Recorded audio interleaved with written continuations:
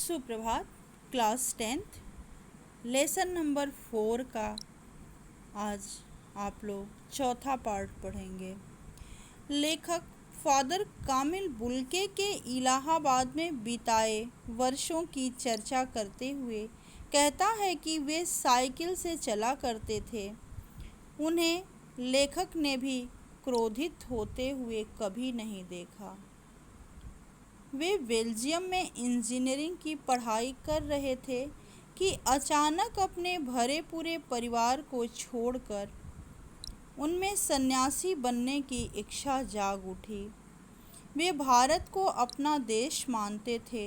हालांकि उनके अनुसार उनकी जन्मभूमि रैम्स चैपल भी बहुत सुंदर थी।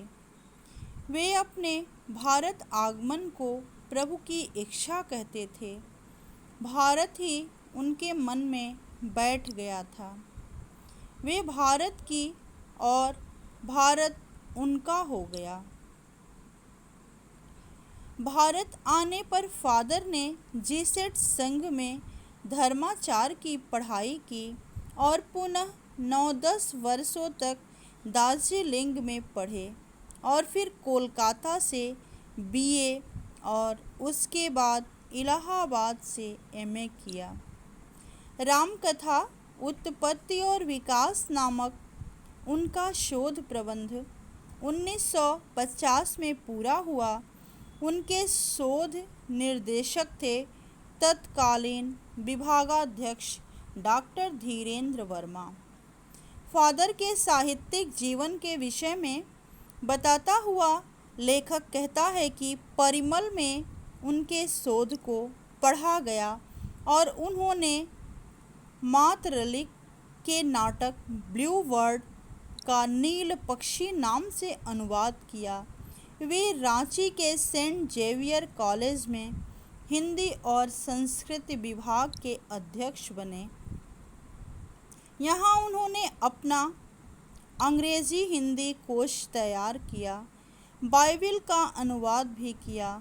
बीमारी के दौरान वे रांची में रहे और फिर पटना और अंत में दिल्ली आए। कुल 47 वर्षों का जीवन भारत में बिताकर 73 वर्ष की आयु में आपका स्वर्गवास हो गया। फादर कामिल बुल्के के विषय में कहा गया है कि वे संकल्प से तो सन्यासी थे और अटूट रिश्ते बनाने में उनका विश्वास था। सन्यासी तो थे लेकिन रिश्ता भी अटूट बनाते थे। हिंदी को राष्ट्रभाषा के रूप में प्रतिष्ठित करना उनका स्वप्न था।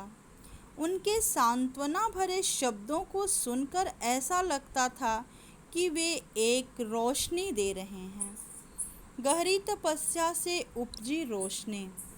लेखक की पत्नी और पुत्र की मृत्यु पर उनका स्निग्ध शांतिपूर्ण संदेश था, हर मौत दिखाती है जीवन को नई राह। अर्थात लेखक के साथ ये बड़े बुजुर्ग के तरह से संबंध निभाते थे। फिर पाठ के अंत में लेखक उनकी अंतिम यात्रा को याद करता हुआ कहता है कि कश्मीरी गेट के निकलसन कब्रगाह में उनका शव जब मिट्टी में दफनाया गया तो वहां उपस्थित साहित्य प्रेमियों के मुखमंडल पर एक एक घना दुख और मौन था। अजित कुमार, डॉक्टर रघुवंश, डॉक्टर निर्मला जैन आदि साहित्यकार उनकी शव यात्रा के साक्षी रहे। फादर पास्कल तोयना ने उनकी मृत्यु पर अपना संदेश पढ़ा।